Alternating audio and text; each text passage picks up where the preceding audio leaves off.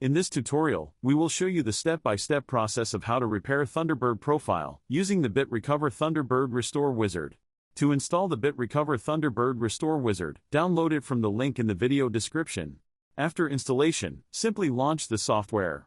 To begin, click the Next button. Here, users can choose Convert configured Thunderbird mailbox data to automatically load corrupted profile data.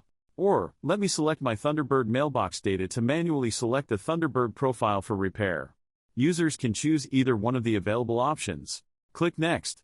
Check on checkbox to select individual files or an entire folder that you want to export.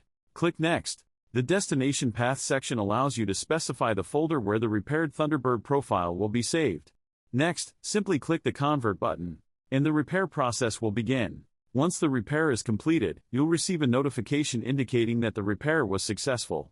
Click OK, and open the destination folder. The repaired Thunderbird profiles will be saved under the local folders section within Thunderbird profile.